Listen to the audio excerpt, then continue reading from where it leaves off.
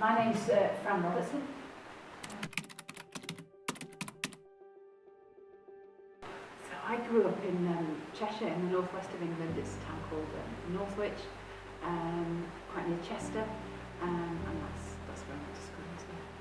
Home economics was my favourite subject when I was at school. I just loved the practicals. It didn't take any effort learning the information. I was just so interested in it. But by the time I was in high school, the interest in history was emerging, and I think that's when I decided that that's what I was going to study at university. So after I'd finished my A-levels, I'd organised a year off. I wanted to just have that gap year. So I was an au pair initially after school for a French family. I looked after boys that were 8 and 5, and I was able to go to language classes, so that's where I learned French. I think if I had the chance, I'd still like to go back to Paris. My time there as an 18-year-old, obviously decades ago, and just to experience the culture again. So my job currently is history teacher. Teach all the key stages from year 7 to year 13. I'm still assistant head of year as well. I have a pastoral role, support head of year in looking after year 7. Outside of school, I tend to fill my time trying to be outdoors as much as I can, always with other people. I like getting involved in cycle rides. There's an organised group that my friend leads, and we go cycling all over around Northumberland. So for me, the discovery of the Clipper race actually goes back decades, though I think I first came across it way back in the early 90s.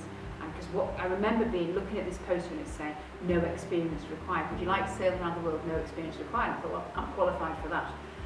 Anyway, didn't do anything about that. 2015 or 16, there was another advert, but it was at Jesmond Metro, and it was literally on the metro, and there was a poster. So as part of the package, that's what it's all about, the training. So they say the strapman, there's no experience required, but it's conditional on you undergoing 4 different training courses and passing them all.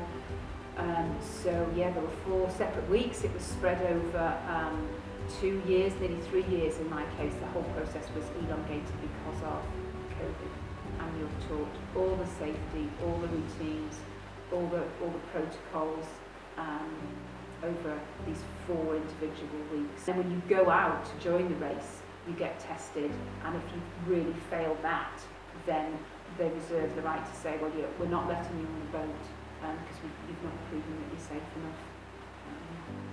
My competition leg was 3 weeks, but the entire race, it starts in September, and they got back 10 months later. So sadly for me, seasickness remained a feature of the race. Yeah, I expected to. I've experimented on the different training legs with different seasick methods. I've used the tablets before, which have side effects. I learned in my training that there are patches, like a small plaster. I found myself in the kitchen having to make the food, and you're downstairs, as they call it, down below, and you're not in the fresh air.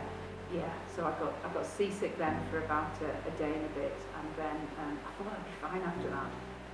But then 10 days later, when I was back on kitchen duty, it came back. So leg eye experience was really positive. Everybody was struggling with the weather conditions and the tiredness and the damp and the condensation. So you sort of moaned, you sort of sympathised with each other, but you didn't. There was no point in acting like, oh, well, poor me. And I came into Western Australia. My daughter and her boyfriend were there, so it was really just exciting to see her. So a lot of emotion, positive and negative. Made me confident about stuff that beforehand I would have thought, well, I don't know how you do that. I learned so much from other people about how they did things. Cliche, if you can imagine it and you want it, you can make it happen one way or another. So yeah, it has inspired.